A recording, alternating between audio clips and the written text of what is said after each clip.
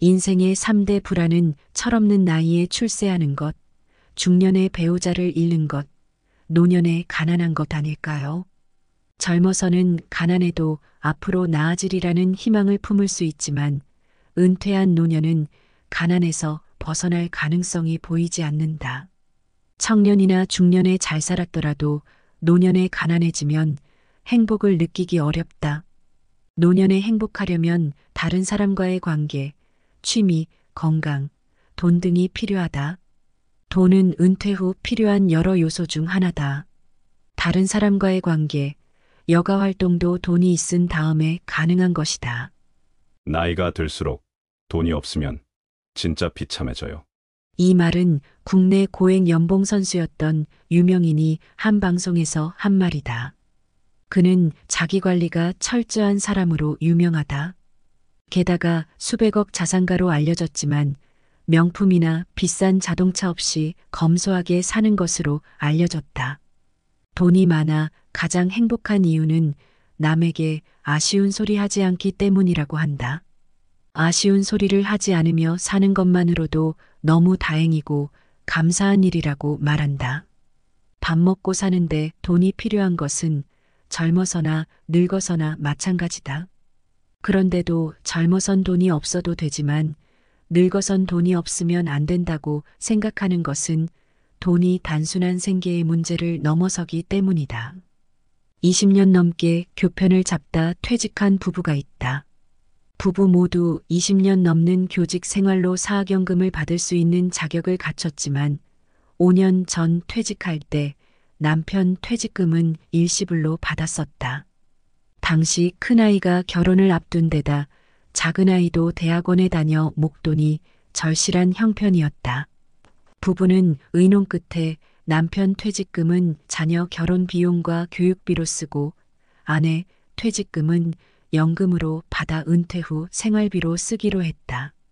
그런데 지금에 와서 그 결정을 남편이 후회하는 것이다. 매달 아내에게 용돈을 받았으며 눈치를 봐야 하는 게 불편해서다. 40대 때 공무원 생활을 접고 사업에 나섰다가 실패한 남자가 있다. 60대 중반의 김 씨는 15년간 공무원 생활을 했지만 연금은 받지 못한다. 20년 이상 공무원 생활을 해야 연금이 나오는데 20년을 마치지 못했기 때문이다.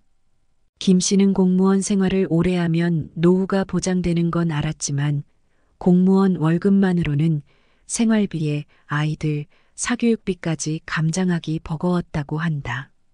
그래서 사업을 시작했는데 사업은 계속 이어졌다. 그런데 사업에 실패한 뒤 생활비와 자녀 학비를 대느라 슈퍼마켓, 우유 대리점 등 안 해본 일이 없다. 그는 요새 옛 동료들이 연금 받아 생활한다는 얘기를 들을 때가 가장 부럽다고 털어놓는다. 더욱이 그때 자식 때문에 공무원 생활을 포기했는데 이제 와서 자식들이 돈이 없다고 무시하니 우라가 치민다고 한다. 연금은 노후 생활비를 대줄 뿐 아니라 부모와 자식 사이를 이어주는 안전판 구실도 한다. 요즘 세상에 부모가 자식에게 대우받고 안 받고는 돈이 있는지 없는지에 달렸다고들 한다. 미국의 유명한 희곡 뜨거운 양철 지붕 위의 고양이에서 알코올에 빠져 아버지의 유산에도 별 관심이 없는 남편에게 아내가 던진 유명한 대사가 있다. 돈이 없어도 젊으면 되지만 돈 없이 늙을 순 없어. 늙으면 돈이 있어야 해. 왜냐하면 돈 없이 늙는 건 너무 끔찍하니까. 그러니까 젊거나 돈이 있거나 둘 중에 하나야. 늙었는데 돈이 없어선 안 돼. 이게 진리야. 이 말을 들어보니 어떠신가요? 늙으면 돈이라도 있어야 한다는 취지의 이 말에 대다수의 사람들은 공감할 것이다. 하지만 왜라고 묻는다면 어떤 대답이 나올까? 구차하게 자식에게 손 벌리기 싫어서? 자식에게 짐 되기 싫으니까? 늙어서 안락하고 즐겁게 살고 싶어서? 돈 걱정에서 해방되고 싶어서? 왜일까요? 나이 들어 돈이 있고 없는지에 따라 부모는 네 가지 유형으로 나눌 수 있다. 첫 번째 유형은 사랑받고 대우받는 노인이다. 부모가 재산이 많은 경우가 이에 해당한다. 이들은 연금과 저축으로 노후에 대비해 왔고 여차하면 실버타운에 들어가면 된다. 자식에게 경제적 부담을 주지 않는 것이다. 자식도 부모를 부양할 만큼의 경제적 여유가 있어 부모와 자식 관계가 돈독하다. 두 번째 유형은 의존형 노인이다. 부모는 돈이 없고 자식은 돈이 많은 경우가 이에 해당한다. 돈 있는 자식은 경제적으로 도움이 안 되는 부모를 성가셔한다. 그래서 자식과 떨어져 살던 노부부 가운데 한 사람이 먼저 죽으면 남은 한 사람은 홀몸 노인이 된다. 세 번째 유형은 다 큰 자식을 부양하는 노인이다. 부모는 돈이 있는데 자식이 돈이 없는 경우다. 부모가 받는 연금에 자식이 기생해 사는 유형이다. 다 큰 자식이 부모에게 의존해 사는 형태다. 네 번째 유형은 부모와 자식이 모두 궁핍한 유형이다. 부모의 경우 무연사할 가능성이 높다. 경제적으로 쪼들리다 보니 부모 자식 관계가 소원해지면서 연락이 두절되기도 한다. 들어보니 어떠신가요? 모두 다 그런 건 아니지만 자식과 원만한 관계를 유지하는 부모는 저축이나 연금 같은 일정 소득이 있는 경우다. 돈 없는 부모는 자식과 친척들로부터 사랑받기 어렵다는 얘기다. 화목한 가정을 유지하는데 돈이 기여하는 바가 그만큼 크다는 의미기도 하다. 수입이 끊기면 부모 자식 간의 연도 끊길 수 있다. 돈으로 가족 관계가 좌우되는 것은 고령 사회의 안타까운 현실이다. 하지만 받아들이는 수밖에 없다. 자식에게 무조건 봉양하라고 강요하기보다 스스로 노후를 준비해야 한다. 과연 나이가 들수록 돈이 필요한 이유는 무엇일까요? 노년에 돈이 필요한 진짜 이유 7가지입니다. 첫 번째, 의료 비용 증가. 나이가 들면 건강 문제와 관련된 의료비가 많이 증가한다. 만성질환, 약물 처방, 정기적인 건강검진 등 상당한 금액이 필요하다. 정기적인 건강검진과 치료비를 위한 경비를 마련해야 한다. 아무리 친구가 많고 취미 활동을 한다 해도 건강이 나쁘면 의미 없다. 건강해야 다른 사람들과 잘 지내고 취미 활동도 할 수 있는 것이다. 두 번째, 사회생활 유지비. 은퇴 후 사회적 인간관계를 얼마나 잘 맺는지가 행복도에 영향을 미친다고 한다. 그런데 그 인간관계 유지에 결정적으로 영향을 미치는 것이 돈이다. 다른 사람과 얼마나 원활히 지내는지가 노년 행복에 가장 큰 영향을 미친다고 한다. 우선 나이 든 자들의 행복에 가장 큰 영향을 미치는 요소는 다른 사람과 관계다.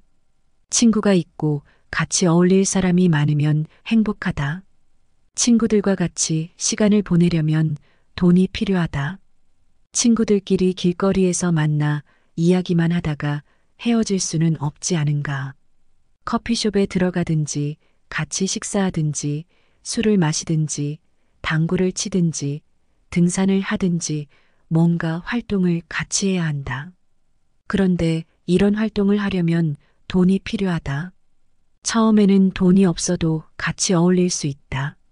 그런데 어느 한쪽에만 부담이 가는 만남이 10번, 20번을 넘어서면 이야기가 달라진다. 돈을 내는 친구가 더는 돈을 낼 수 없다고 말하게 되는 게 아니다. 오히려 계속 받기만 하는 친구가 어울리기를 힘들어한다. 친구뿐 아니라 다른 사람과 관계도 마찬가지다. 돈이 있으면 사회활동을 하면서 새로운 사람들을 만날 수 있다. 하지만 돈이 없으면 이것이 불가능하다. 설령 만난다 해도 계속 어울리기가 어렵다. 세 번째, 생활비 및 주거 관리비 증가. 나이가 들수록 우리 집도 나이 든다. 주거, 식사, 여가 활동 등 일상적인 지출이 늘어난다. 은퇴 후에는 고정 수입이 줄어들기 때문에 안정된 생활을 유지하기 위해선 충분한 자산이 필요하다. 집을 고치고 개선하기 위한 비용도 증가한다. 나이가 들면 실버타운 등에 들어갈 수도 있다. 돈이 많을수록 편안하고 시설 좋은 곳을 선택할 수 있다. 네 번째, 가족 지원 지출 비용 증가. 은퇴 후에도 가족이 내 주변에 자주 오게 만드는 힘은 무엇일까? 바로 돈이다. 나이가 들면 부모님, 배우자, 자녀 등 가족을 지원해야 한다. 교육비, 건강관리, 생활비 등 가족을 위한 경제적 지원이 필요하다. 가족이나 친지와 잘 지내면 더욱 행복하다. 자녀나 손자녀에게 두둑한 용돈을 지원하면 정말 좋아한다. 그리고 자녀 결혼자금 등 목돈 지출도 필요하다. 다섯 번째, 취미 등 여가활동비 지출. 은퇴 후 할 일이 하나도 없으면 힘들어진다. 취미 삼아 꾸준히 할 수 있는 일이 있으면 노년이 평안하다. 은퇴 후 취미를 갖는 것도 마찬가지다. 골프, 사우나, 댄스, 전시회, 영화, 연주회 등 나이가 들수록 다양한 여가활동과 사회활동에 참여하는 것도 전신적, 신체적 건강이 중요하다. 실버타운 중 가장 인기 있는 곳은 각종 편의시설을 모두 갖춘 곳이다. 특히 취미나 여가활동을 다양하게 누리는 곳이 인기가 많다. 여행, 문화활동, 취미활동 등을 위해서는 추가적인 비용이 필요하다. 뭔가 새로운 취미를 시도하려면 돈이 필요하다. 사진 찍기처럼 원래 돈이 많이 필요한 취미는 말할 것도 없고 독서나 그림 그리기와 같이 돈이 별로 안 든다는 취미도 결국 어느 수준에 이르면 돈이 있어야 한다. 계속 도서관에서 책을 빌려보던 사람도 어느 순간이 되면 책을 사서 보관하고 싶어진다. 볼펜이나 연필로 그리기를 계속하던 사람도 어느 순간이 되면 제대로 된 캔버스에 물감 등으로 그림을 그리고 싶어진다. 계속 초보 수준에만 머무르면 돈이 들지 않지만 어느 단계 이상으로 취미가 깊어지면 돈이 필요하다. 무엇보다 취미는 자신이 좋아하고 몰두할 수 있는 것이어야 행복을 준다. 취미를 자신이 좋아하는지 여부가 아니라 돈이 드나 안 드나로 선택한다면 그 취미가 행복을 가져다 주기 힘들다. 돈이 있어야 정말로 하고 싶은 취미, 행복을 안겨주는 취미에 뛰어들 수 있다. 여섯 번째, 금융계획 및 인플레이션 비용 증가. 나이가 들면 금융적으로 더 복잡한 문제에 직면한다. 의료 비상, 자연재해, 금융위기 등에 대비하여 금전적으로 안전한 준비를 해야 한다. 재무계획, 투자, 세금 등을 고려하여 금융적 안정을 유지해야 한다. 투자가 필요한 첫 번째 이유가 바로 인플레이션 때문이다. 예금, 적금은 시간이 지남에 따라 물가가 상승하는 만큼 화폐 가치가 하락한다. 재테크를 통해 돈을 불릴 수 있는 기회를 찾고 투자를 통해 더 많은 수익을 얻는 것도 좋다. 일곱 번째, 마음의 안정이다. 근로소득 대신 자본소득이 큰 힘을 발휘하는 때가 노후다. 앞으로 살 날은 많이 남았는데 통장 계좌는 바닥으로 향할 때 그 불안함은 이루 말할 수 없다. 노후에 안정된 자산은 마음에 안정을 주는 필수 요소다. 여러분, 60대 이상이 되면 은퇴를 맞고 소득이 줄어들거나 없어지는 시기이다 보니 이들이 느끼는 돈의 가치는 초등학생이나 중학생들과 비슷해지는 것 같습니다. 경제활동이 왕성할 때 10만 원의 가치에 대한 생각과 60대 이상이 된 이후에 10만 원의 가치에 대한 생각은 상당한 괴리가 있습니다. 10만 원에 대한 느낌이 완전히 다를 수 있는 것이죠. 70세 이상 어르신에게 10만 원은 40대에게 50만 원, 100만 원과 같은 가치가 있습니다.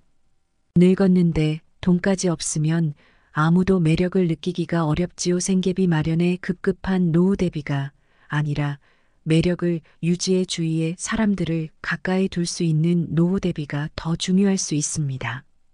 큰 금액이 아니더라도 지금 당장 조금씩 미래를 준비하는 것이 현명할 수 있습니다. 소액이라도 조금씩 준비해 놓으면 나중에 큰 힘이 됩니다. 젊은 사람의 시각으로 20만 원이 어르신들의 생활에 큰 도움이 되지 않을 것이라고 생각할 수 있지만 어르신들은 그 돈을 아주 값지게 사용하고 있거든요. 나이에 따라 돈의 가치는 분명히 다릅니다. 나이가 들면 월 수입을 만드는 것이 결코 쉬운 일이 아닙니다. 나이가 젊다면 대리운전도 하고 편의점에서 파트타임으로 일을 할 수 있겠지만 60세가 넘어가는 나이가 되었을 때 과연 시급을 받아가면서 일하는 것이 가능이나 할까라는 생각도 하게 됩니다. 지금은 시급을 많이 준다면 패기와 체력으로 일을 할 수 있겠지만 60세가 넘어가면 과연 체력으로 버텨가면서 일을 할 수 있을까라는 걱정이 앞서기도 합니다. 결국 나이가 들고 은퇴를 할 때에는 돈이 돈을 벌어다 주는 수입 구조를 만들 수밖에는 없습니다. 몸을 써서 돈을 벌 수가 없으니 돈이 돈을 벌어다 주는 생활을 해야 합니다. 은퇴 후에는 사회적 지위보다 돈이 중요하다. 은퇴하고 처음 얼마 동안은 사회적 지위가 계속 영향을 미칠 수 있다. 밖에 나가면 사람들이 계속 이사님, 교수님, 검사님이라고 부른다. 하지만 돈을 안 내는 전무님, 검사님은 필요 없다. 돈 내는 교수님은 환영하지만 돈 안 내는 교수님은 부담스러울 뿐이다. 은퇴자 세계에서는 지위가 별 가치가 없다. 지금 돈이 없으면서 옛날에 어땠다는 것은 아무런 의미가 없다. 은퇴자에게는 지금 얼마나 돈을 부담할 수 있느냐가 중요하다. 일반적인 노후 자금은 5가지 정도입니다. 첫 번째, 저축성 보험 상품입니다. 두 번째, 투자성 연금 상품입니다. 세 번째, 국민연금입니다. 네 번째, 주택연금입니다. 다섯 번째, 목돈입니다. 연금이 부족하다면 가지고 있는 목돈에서 조금씩 꺼냈어도 됩니다. 여기서 말하는 목돈이란 추가로 가지고 있는 주택이 될 수도 있고 아니면 투자 중인 현금이 될 수도 있고 또는 안전하게 은행에 넣어둔 예금이 될 수도 있습니다. 어찌되었든 매달 받을 수 있는 월급 형식의 연금이 부족하다면 또는 연금으로 생활을 하면서 여행 등 가끔씩 목돈이 필요하다면 임의대로 꺼내 쓸 수 있는 목돈도 노후 자금 중 하나일 것입니다. 일반적인 상식이라면 늙고 힘없으면 자식에게 의탁하고 남은 인생을 마감하는 것이 당연하다. 그런데 그 당연한 것이 이제 점점 눈치 보이고 낯설게만 느껴지는 사회가 되어가고 있다. 그리고 점차적으로 사회가 노령화가 되면서 나이 먹었다고 해서 자식들에게 손 벌리고 살 수도 없는 노릇이다. 자식들이나 나이든 부모나 먹고 살기 위해서 일을 해야 하는 시대가 왔다. 바야흐로 고령화 사회인 것이다. 나이가 들면 과연 무슨 돈으로 어떻게 살아야 할까? 항상 던지는 질문이지만 어떤 때에는 덤덤하게 준비를 잘하고 있다고 답을 하지만 또 어떤 때에는 심장이 쿵쾅거리게 할 정도로 불안한 마음에 답을 못한다. 늙음을 상쇄시키고도 남을 만큼 큰 돈을 벌 자신이 없다면 돈 이외의 매력 요인을 개발해야 한다. 지혜나 인정, 유머, 겸손 같은 인간적 매력으로 함께 있고 싶은 사람이 되는 것이다. 은퇴 전 최대한 돈을 모아라. 취미, 인간관계도 물론 중요하지만 그런 것들도 돈이 있은 다음 이야기다. 학생 때는 점수에 따라, 직장인은 직급과 지위에 따라 레벨이 달라진다. 은퇴 후에는 돈이 얼마나 있느냐에 따라 레벨이 달라진다. 만나는 사람, 활동, 취미 등이 모두 돈이 얼마큼 있느냐에 따라 달라지는 것이다. 학생 때 성적은 직장 생활을 하는데 아무런 의미가 없다. 마찬가지로 직장에서 어땠느냐는 은퇴 후 별 의미가 없다. 은퇴 후 인생은 리셋된다.